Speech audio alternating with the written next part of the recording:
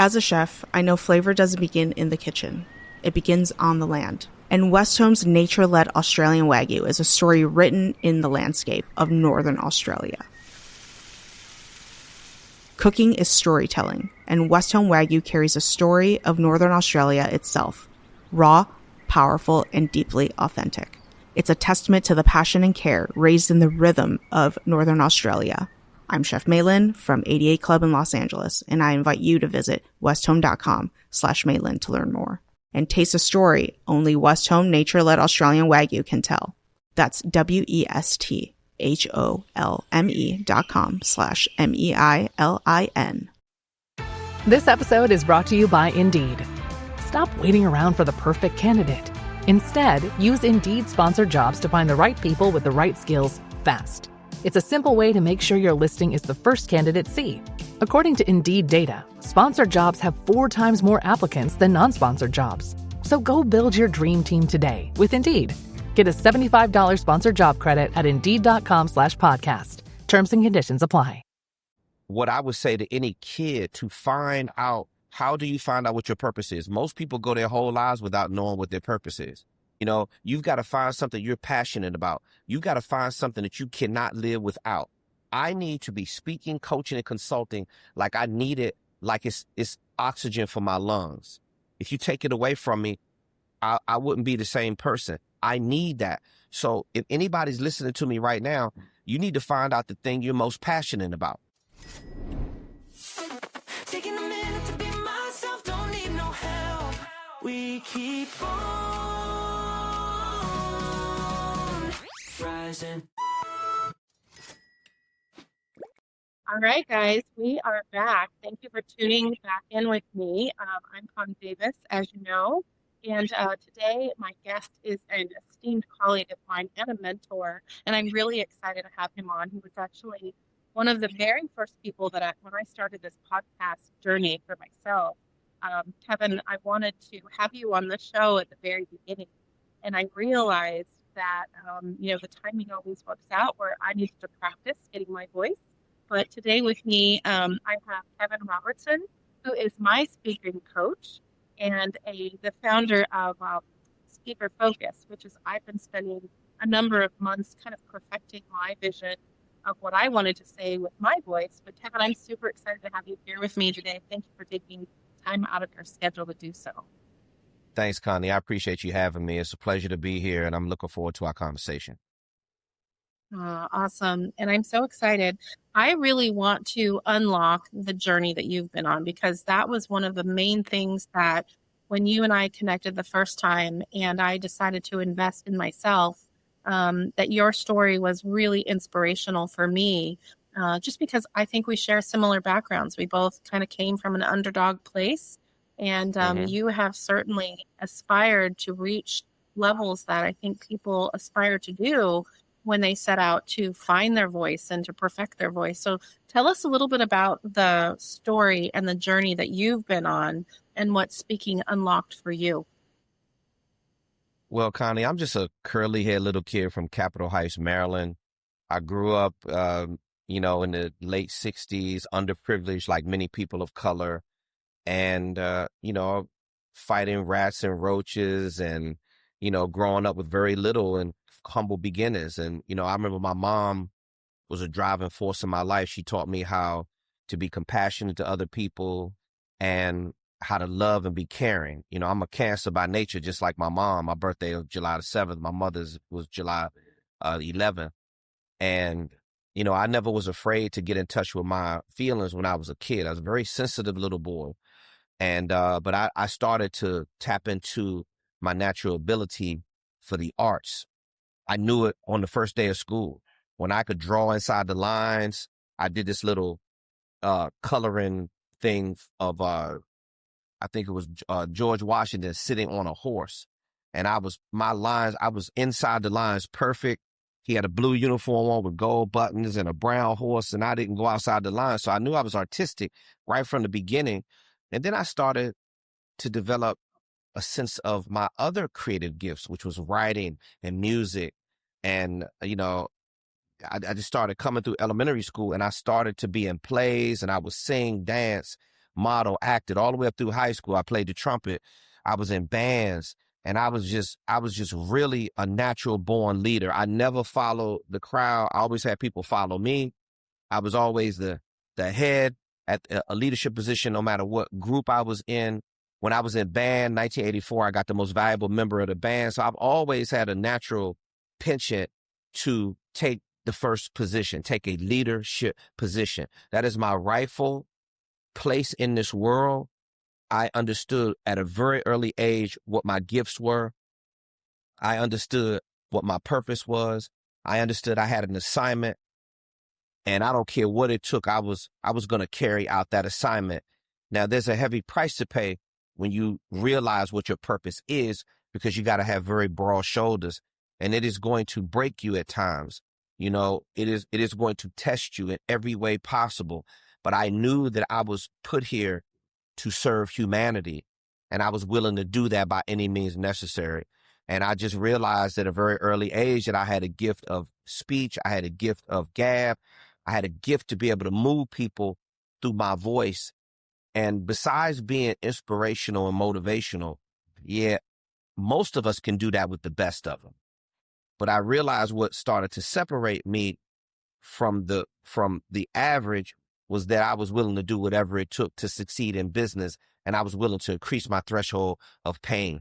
And that is what I learned over my entire journey of being a speaker, a coach, and a consultant, is that you got to serve people at the highest level possible first, and then you've got to be willing to endure the sacrifice and stand on your business principles as much as possible so you can hang in there and go the long haul, because that's the only way you're going to make it. When they say the strong survive, they didn't say it for no reason. And I'm at my strongest right now because I've been broken so many times in business and life. And I'm still standing here because I won't give up, because I realize that every time that I come through that storm, I just came out of another one right now. I'm just a stronger version of the little curly haired boy that I talked about before in Capitol Heights, Maryland. And I'm just very happy to be here, that I get a chance to work with wonderful business professionals like you who also have a purpose. And what happens is it keeps the cycle of life in phase. When you do what you're supposed to be doing, I'm doing what I'm supposed to be doing. It just helps the whole universe, the whole universal plan move at a faster speed. I think, Kevin, that is, it's incredible to know so early. You mentioned mission and purpose, though, and you mentioned knowing it early. And I think, I look at around today's youth, and you mentioned, knowing that you were kind of in that disadvantaged period. And a lot of the community that listens to this show come from that disadvantaged community. They're doing a lot of the humanitarian work, and it's really hard work. And how did you know that you were in that disadvantaged place and that you needed to strive? Or did you just kind of worked your way through it? And when did you know that you were going to be on stage and being a speaker? And what was it that set that fire in your belly when you knew that moment? Yeah, I absolutely knew that we were disadvantaged. I mean, we would sometimes things would get very tight in our household, and we would have to go get food from some other family member's house, or go to a church or something to get us some food. I remember one time my dad lost his job, and my mom was one of those keep it real kind of moms. So you knew what your environment was. You knew when it was good. You knew when it was bad. And I knew that we were in an underprivileged neighborhood, and my mother didn't hide any of that stuff from us.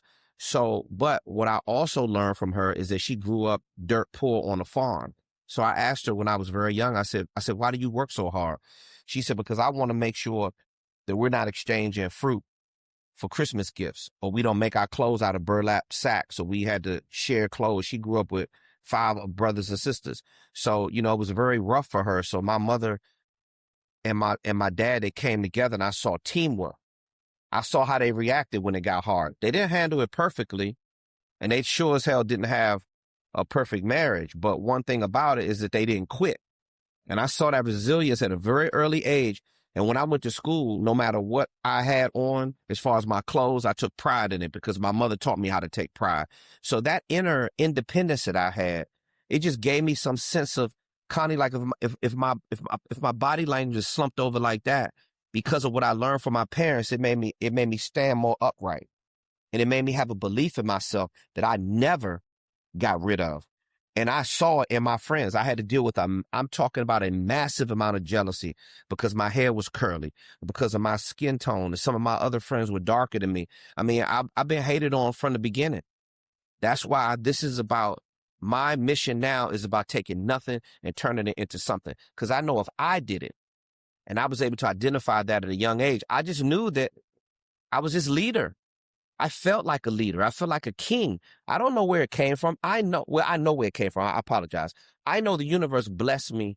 That was one of my gifts, was the ability to have people torment me, hate on me, bully me. And the next day I would come back to school like it never happened, because what they were doing to me was down here, and my gifts and my abilities and my skills were up here. So all I did was kept being involved in this energy up here. And I just kept getting better and better and better. I was a professional musician by the time I was 14 years old. So all I did was work on my craft. I knew what I was supposed to be doing, and I just practice. I didn't spend a bunch of time, hanging with a bunch of like the in crowd. I spent a lot of time by myself, painting and drawing and writing and talking and connecting with people. So I knew that that's what I was supposed to be doing at a young age. And I didn't know could get paid to speak, but 17 and a half, right out of high school, somebody asked me to come speak at their singles ministry, and I've been getting paid ever since. That's amazing. It's amazing to know that you were able to unlock, and I talk about that on the show all the time, is we have intrinsic value inside of ourselves, and there's so many distractions in the world, and there's so many blocks and bottlenecks to exchanging that value as the world gets noisier with platforms, like our social media platforms. And we can use those, those are tools. And, you listen to the youth talk about the distractions and what's getting in their way. What do you have as far as like advice for kids these days that are kind of like, I'm on my phone, I don't know where to start, I don't know how to find my gifts. And, my parents are working 2 and 3 jobs, just to kind of keep ends meet. And you mentioned, I know you're working on a new podcast. Can you tell us a little bit about what your new project is? Yeah, well, a new podcast I'm working on is going to be dropping later this year, is called From the Streets to Elite. So my new brand is KTR, Kevin T. Robertson, Mr. Streets to Elite. It's all about taking nothing and turning it into something. I am the ultimate underdog story. Whenever I'm looking at sports, I like picking the underdog. I like seeing people win who've never won a Super Bowl before. I like seeing NBA teams who've never been to the championship, deep into the playoffs. In this life, when you've been hated on, when you've been disrespected, and this could go for people in third world countries, this can go for women, this could go for people in impoverished situations, it could go to anybody. You are only going to stand for somebody mistreating you for so long. And then your mind, it's a natural instinct that we have that's going to kick in. That you're going to say, today is a day that this stuff stops. And I'm going to turn it around. And now I'm going to be the one on the top versus me being the one on the bottom. I'm going to fix my self-esteem. I'm going to find a way to not let people's opinion about me define how I feel about myself. And I honestly feel that if people understand the value that they had as a human being, my goal is to help people reconnect, because we're so disengaged post-pandemic. We're in a certified mental health crisis right now. All these things have been elevated. Substance abuse, domestic violence, wrongful termination suits. We don't even have remote working still figured out, Connie. So I'm embarking on an emotional intelligence and leadership development tour. And what I would say to any kid, to find out, how do you find out what your purpose is? Most people go their whole lives without knowing what their purpose is. You've got to find something you're passionate about. You've got to find something that you cannot live without. I need to be speaking, coaching, and consulting like I need it, like it's oxygen for my lungs. If you take it away from me, I wouldn't be the same person. I need that. So if anybody's listening to me right now, you need to find out the thing you're most passionate about. I asked a young man on the street the other day, I said, what are you passionate about? He said, I don't know. He said, I don't even know how to put that in words. I said, what do you like? He said, I like sports. I said, are you an athlete? He was like, well, I used to be an athlete, but I got injured. I said, okay. Well, I said, I want you to go home and Google how many jobs that you can do, how many career paths it is under the world of sports. You could be a manager if you want to. You could be somebody who works for the team. You could be an advisor. There are so many things you could do under the banner of sports, but do something you're passionate about. Because, Connie, here's what I understood. Here's what I understood very, very early.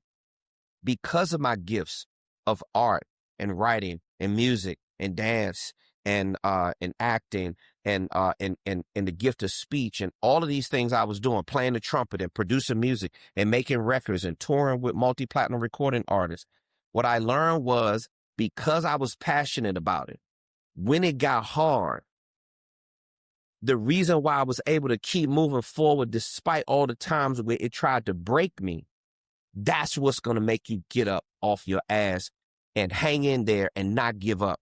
And if you're not passionate about it, if you don't feel it in your spirit, in your gut, in your heart, if it doesn't engulf you with flames of the thing that you're most passionate about, you're going to give up and you're going to quit. Now, when you quit real easy, that's how you know that that's not the thing that God put you on this earth to do.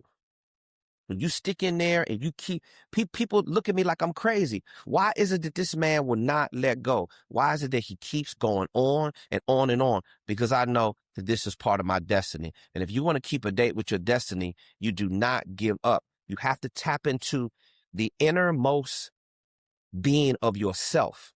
And you've got to close your eyes sometimes, Connie. You've got to meditate. You've got to pray, whatever it is you call it. And you got to sit in a quiet place and you got to listen to that voice come to you. It's going to tap you on your shoulder. It's going to tap you on your heart. It's going to say, this is the thing that I want you to do. This is the thing that makes you fulfilled. Not happy, because happiness is fleeting. Happiness is a dopamine rush.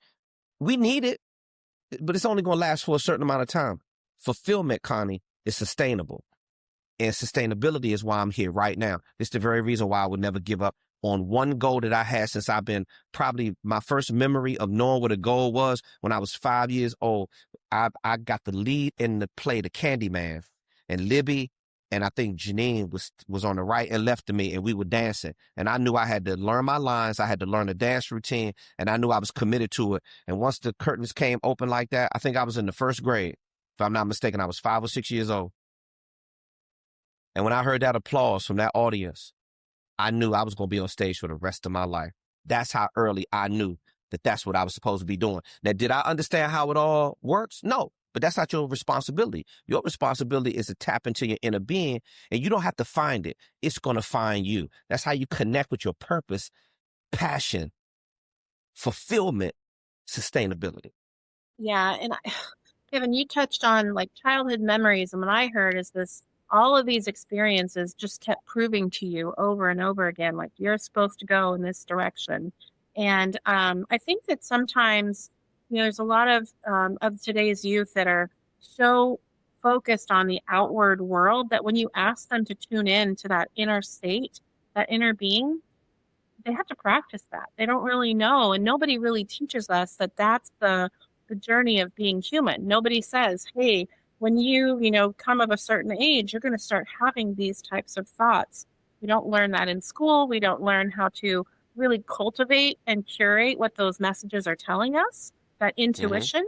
Mm-hmm. And that intuition is what keeps popping up and coming through in our work. There's things that we really like and there's things that we really don't like, but nobody really helps us show how to do that. So how can today's leaders in business, working with minimum wage, people in their first job, when they get that first job and they really start kind of feeling, what does it take to work for someone, to actually put your time and energy into something, to get a paycheck, so that you can go acquire the things that, that's what commerce kind of gets kind of described as. But we don't really talk about the commerce that's happening on the inside of ourselves as we work with ourselves. So what would you say to like the youth today they're going from street to elite, but they're really reaching for these goals. They're reaching for this dream life that they have. How do they tap into that? Yeah. It starts with emotional commerce, building in that relationship equity between you and your boss and your supervisor, whether or not you want to take the path of getting educated and work 9 to 5, which the majority of society does. And we need great employees and great workers. We also need people that are going to learn from that 9 to 5 and then move over to entrepreneurship, which is definitely not easy. You think it's easy going to a job, but some other entrepreneur who owns that company had to start that company from somewhere. They are taking a risk for the building and the place that you come to work and the investments of the equipment and the job that you have. They created that role for you to help them advance. So you have to learn the game. Most people in my coaching program, they started their career working a 9 to 5 and they learned their trade after decades of getting good at it. And then they say, you know what? I need to take the leap of faith right now, step out there on my own. So what I would tell people, especially if you're young, you have to do some soul searching. Because a lot of times when you come up with this dream and you're chasing a dream, your parents are not going to understand. They're going to give you advice from their perspective. They're going to either say, go to college. Like my parents said, take the civil service test and just go get a job or join the military. It's all they knew to tell me. My parents were not college educated. So college was not pushed on me. That narrative it didn't really exist in my household. So I ended up being on the street and getting a hard knocks life as, hustling dope. And understanding how to survive out there for 5 years. While I should have had my ass in college, I spent my 5-year run learning the streets. And then I got involved in real estate and things of that nature. So it's what happens when you don't have a great connection with your parents and they're not in your ear giving you great advice. Your parents are like the first stage of mentorship that you learn. And if you can't get that from them, now I'm a young man of color. They told my generation, they told me I was going to be dead by the time I was 25 years old. So I believe that. So now you start participating in reckless behavior because you don't have any kind of leadership and direction. You see, mentorship and leadership and all these things that you and I are talking about right now all boil down to commerce. You learn commerce at a very young age. You learn about banking and having a savings account or a checking account, getting, remember you signed your, what is it? It's not a work release form. What is the thing called? Like the first job you have to fill out a form to get a job. I can't remember the thing. Yeah, you fill out your first thing to get a job and then you start getting your first paycheck. And if nobody's there teaching you how to budget your money, if nobody's teaching you how to spend it, how to save it, how to invest it, how to manage it, you have to learn these things the hard way. And most people, if you're not taught that in your house, you are going to learn the hardest way possible. And that's the way I had to learn. Crash and burn for a lot of years until you're able to figure it out on your own and you're able to invest in yourself. So anybody's young looking at this program right now, or even a parent who's dealing with a kid who's struggling, support their dreams.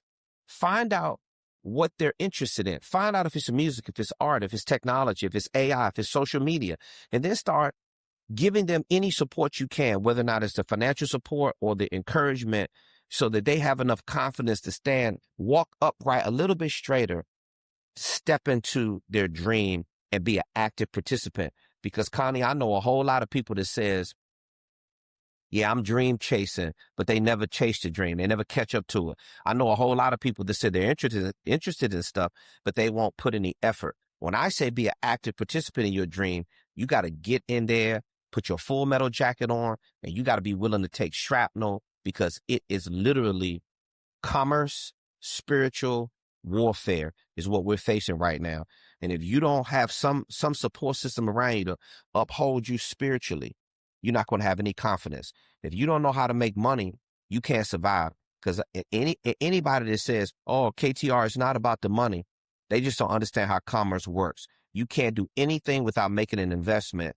And we're all engulfed in some type of trade, some type of buying and selling, some type of earning and investing. And you cannot do that unless you understand how it all works. And this is why I defer to subject matter experts like you who are on the cutting edge of crypto and commerce and the changes and regulation and how it all fits in as an entrepreneur. We're dealing with a lot of unknowns right now, Connie, and I'm helping my client base navigate these treacherous waters of AI and unknowns and uncertainty. But that's what life is all about. Little risk equals little reward. Big risk equal big reward. The biggest risk is not taking one at all. That's right. And, and thank you for calling that out, because I have been actually witnessing that very in real time. And in fact, the equation's kind of flipped now. I'm seeing more adults put up the barriers and the resistance to learning new things than I'm seeing the kids, and the youth. So the youth are coming in and they're learning all this tech because it's native to them.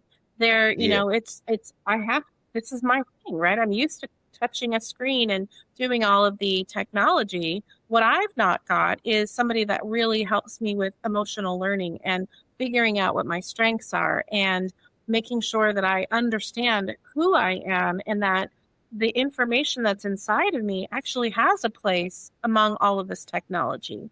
And so we're seeing kind of the roles reversed, and we don't see the emotional intelligence as much in adult population, and the dismissiveness of the kids that do want to create with all of this new technology to create something for themselves.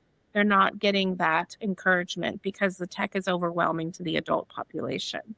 And so I think that that's a real opportunity for all of us as leaders with our youth to help them really figure out, what is it that you do with this technology to really create real business exchange of value? So what would you say to the adult population that are supporting you? Well, I would say to the adult population, we are struggling right now with understanding how to increase our emotional intelligence. So let's just break down what that is. So if you're a person who is lacking social skills, or you're lacking connection with your relationships, then you're not going to be able to build any equity. You're not going to be able to build any social equity, relationship equity. You're not going to be able to. Equity is something you make an investment in. Time, energy, money, resources. You have to make that investment in that person, in that kid. So if you're an adult, try not to give your kid your perspective, because you're only going to see it one-sided. Maybe you should tap into what they're into. Listen to some of their music. Go online and look at some of the stuff that they're interested in. Listen to some of the things that they're listening to, and then it will broaden your perspective. And then what will happen is maturity. You get more mature in understanding what your kid likes and what they don't like. And that's the reason why that's the reason why I had a separation between myself and my dad, because my dad was so hard school, male, chauvinistic, and I didn't agree with a lot of things that he was doing with my mom, and I didn't agree with a lot of ways in which we were raised, and we butted heads. Instead of us trying to get on the same accord, we were at odds. So I had to have the police escort me out of my house when I was 18, 19 years old, and my dad and I didn't speak for years. And that's just why I got unleashed into the streets like a wild animal, and I had to figure it out on my own. It almost cost me my life, and I definitely got incarcerated for it. You see, because my dad wouldn't make the type of, he wouldn't put the kind of relationship capital. He wouldn't invest the time with me he should have as a dad. And then my mom allowed it to happen, and they were not on the same accord. So obviously I was confused. Even though I was talented, it was hard for me to find my way.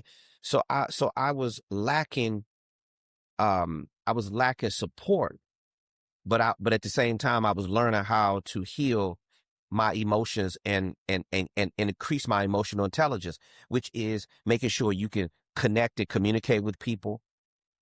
If you're in sales, for example, and you're interested in you're interested in selling, and it doesn't raise or lower your blood pressure if you get told no. You got to be really resilient if you're in sales. So you don't need a lot more new scripts. But if you're afraid to sell, you're going to be in trouble. If you don't understand the personality type you're selling to, is it a man? Is it a woman? What generation are they from? If you don't understand proximity, if you don't understand intonation of your voice, these are all things, these inner things make you smart up here.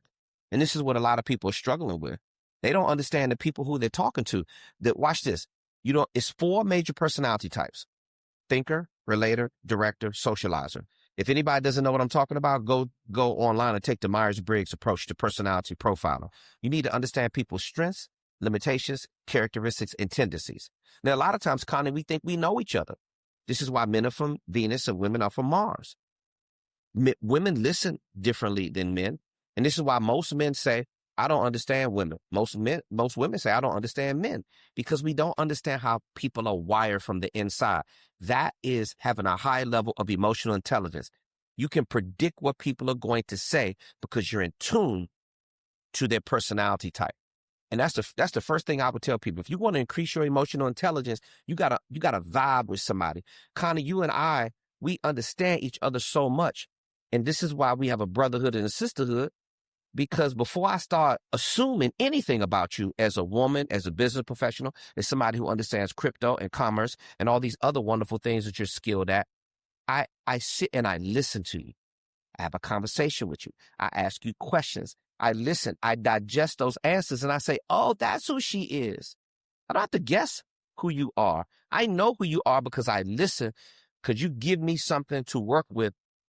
And that's why you and I have relationship equity. It's the very reason why when you say, hey, KTR, I want you to come on my podcast, I was like, I don't even have to give that any second thought. I know it's a place that I'm going to have a clean, honest, thought-provoking conversation with somebody who I love and respect and I care for very deeply. I want to see her win.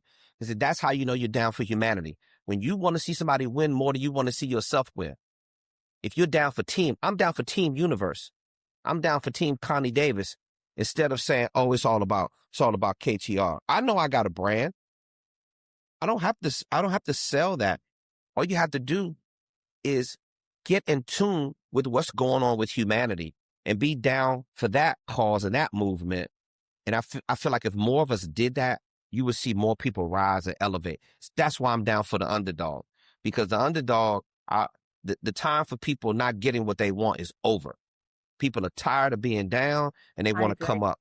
It's not about fighting each other anymore. This is about elevation. Emotional elevation is what I'm about, and that's what I support. I love that. And you're so right. I think that the intention that you just conveyed is, I have an intention to listen to every single human being that's in front of me. And I've seen you do that. And you do that in your forums. You do that when you're coaching, upcoming speakers like myself that are practicing, figuring out what their voice is. What is it that's meaningful that they want to talk about, that they can talk about, for 30 minutes without having to look at their notes. And that's where the passion comes from. And, what's been interesting is, I've been on some different platforms having thought-provoking conversations and dialogues, right? And there's a difference between speaking and communicating and having a dialogue. And they all have different purposes to them.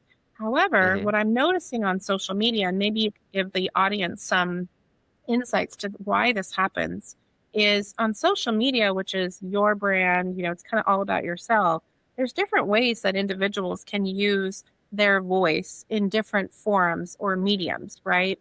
And so when they set out to represent their brand, how do you coach them to really collaborate and listen in those different forms of communication and or interacting with people, both in person, in video like we're doing right now, and then in those social media platforms? What needs to be consistent as they really portray their brand and what their voice and message is? Because that's the focus on that speaker's voice that we're trying to curate.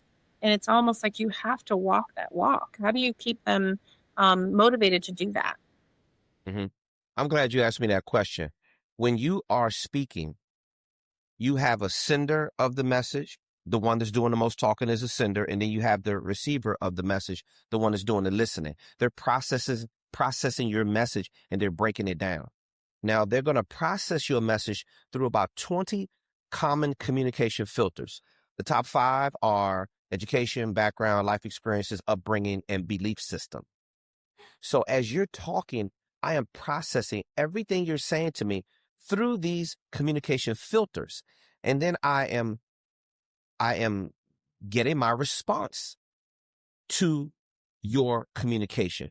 I'm trying to connect with you. That's what the goal is. But have you ever talked to somebody before, Connie, and they're just talking reckless? They're talking out of pocket. And you say to them, are you listening to what you're saying to me right now? Are you hearing what you're saying? Most people are not really listening to their own voice when they're talking.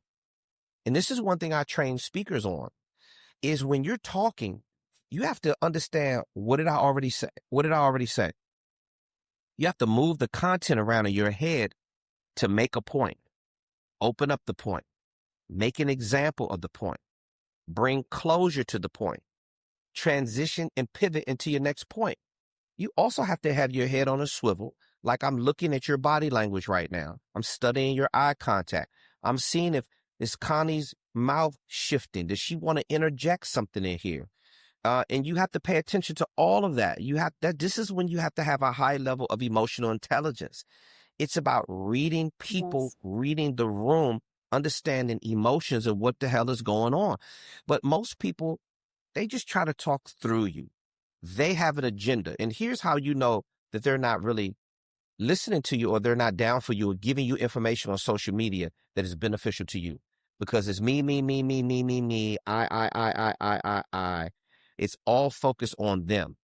A person who understands how to listen to the marketplace, they deliver value. They make it work for the person consuming that content, from the long form post that they're doing, maybe on LinkedIn, or if it's a video or something that you're posting, that video is supposed to be full of what I call high value content. We're in the information marketing era. Before I even think about processing a payment with one of my clients, I give away a massive amount of value first. And that means I'm building a relationship with them through my social media content that has value, that is constantly teaching, telling them, showing them, and then getting them to show me. And when they feel comfortable enough to do business with me, that's when they get on my calendar, and we have a triage or a discovery call, and then we have a demo call. And then if we feel like it's alignment there and there's great energy, then we move forward into onboarding, and then we start their learning experience. And with anybody, most people, Connie, in the marketplace, they don't understand sales mastery. They're just, this is what I want. I want someone to pay me for my service without showing them value. And it just doesn't work that way. And lastly, because we're in an era of social media and people have so many options, there may not be a lot of good options, but there are many options in your field. You think you're the only candy store out there, you think you're the only coach, you're wrong. And when you start disrespecting the marketplace and not showing them value and not supporting them, this is how you earn revenue in the social media landscape of digital marketing with your speaking, coaching, and consulting services. You have to make sure that if you want to remain competitive or stay a cut above the average person in your space, you better be prepared to over-deliver on the value, and you better be prepared to help people as much as possible before you even think about charging them a fee. That's what I would say. Listen first, process what you're hearing, deliver value, build a relationship equity, over-deliver some more, then you earn the sale later down the line. I'm so glad you brought that up, Kevin, because that advice to, like, how do you use your tools? And if social media is a tool and you're portraying a brand and you're delivering value, you know, the term gatekeeping has been coming up a lot. And gatekeeping as in, oh, you're giving away too much value before you actually get paid.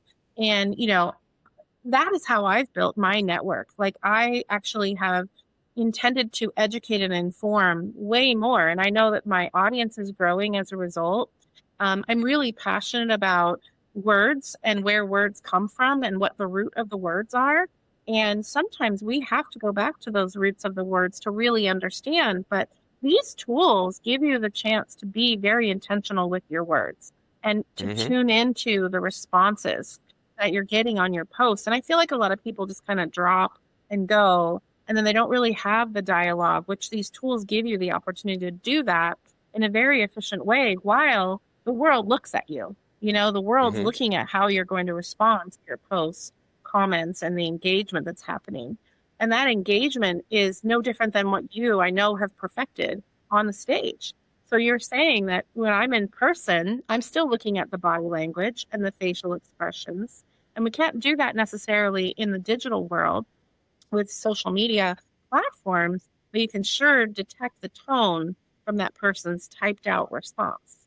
So I'm glad that you brought that up, because gatekeeping, though, how do we get past the gatekeeping? And gatekeeping isn't something that you typically see on a stage unless somebody's just, like, what are the different forms of gatekeeping that you've seen evolve over your speaking journey?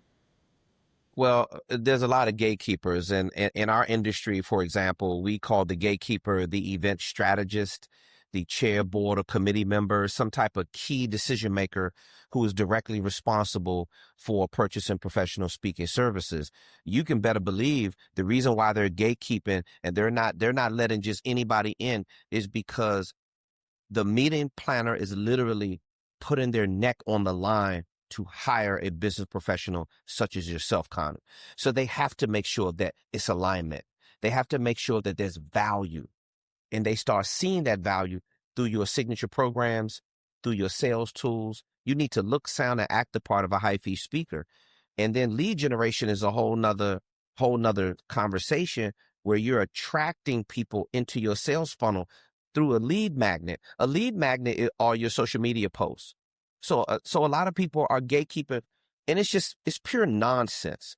When these people say, oh, I used to have people tell me that early on back in 2010, 2011, when I was on Facebook and I would give away all this free information. They said, man, you're crazy. People should be paying you to give that kind of value. And I said, you don't understand that Frank Kern his brand is all about intent-based branding. You give value, you give away free information, you build relationships. So that what the illusion that it creates is, if Connie's giving me this much value for free, every time I click on one of her social media posts, I see a long form piece of content. She just did a 25-minute mini seminar and I had 3 pages worth of notes. If she's giving me that much value for free, what is it going to be like when I actually hire her and work with her? You see, these gatekeepers that claim you're not the only one that knows what you know. This is just a remix. You're just explaining it a different way. We all have access to the same 24 hours and the same pool of data.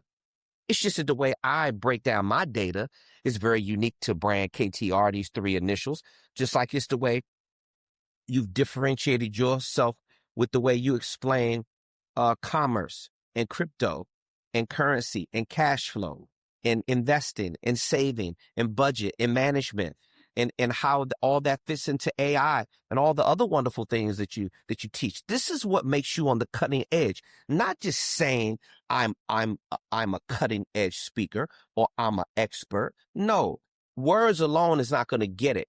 You have to demonstrate value, and you have to do it repeatedly without asking for revenue. See, I honestly believe, and I have proven this over and over again by being in business, decades worth of experience, being in the speaking industry for 41 years, being an entrepreneur for 42 years. I realized, and I learned it the hard way, the byproduct of all my hard work, servicing people at a high level, being a great humanitarian, the byproduct of that is revenue that I'm able to take care of my family and pay my bills. And without me serving people at the highest level possible, without me educating myself, You have to first be empowered with these resources, this education, these techniques, these tools, these tips, these strategies. I have to study my behind off to make sure that I can deliver that value to my clients. And if I did my job the right way, then it turns into revenue. And that's how I'm able to take care of myself and to keep invested in myself. And that's how you build wealth. You build wealth first, Connie, with relationship equity. I am rich because I have people like you in my network, not because of what I have in the bank. And a lot of people don't want to have that conversation because they just simply do not understand. They're in broke, begging, and desperation mode, or they're greedy. And that's why they're gatekeeping all the information. They think they're the only ones with it. What the market has proven to us is that the marketplace is abundant and that you may not have the information right now, but if you do the right kind of Google search, you will attract the right kind of coach who will be in alignment with your goals, and they will get you to where it is that you need to be if you don't have the education to do it yourself. That's what I know. That's a fact. Very well said, Kevin. This is exactly where I knew the moment that we were aligned is that you're just pulling this value and strength out of individuals like me, and you're like, I see you, and I'm not going to let you get away from yourself, and you've got that voice inside of you. So it's no wonder that you've built the type of business that you have. Well, Kevin, thank you for being such a fantastic human being on this planet. We need definitely more people to kind of see what's possible when we really let go of all of the heavy stuff that we can get caught up in and choose to be intentionally kind, intentionally kind and loving to other people. And that's what is going to change this world, I think, that we're all living in. But thank you for being there for me.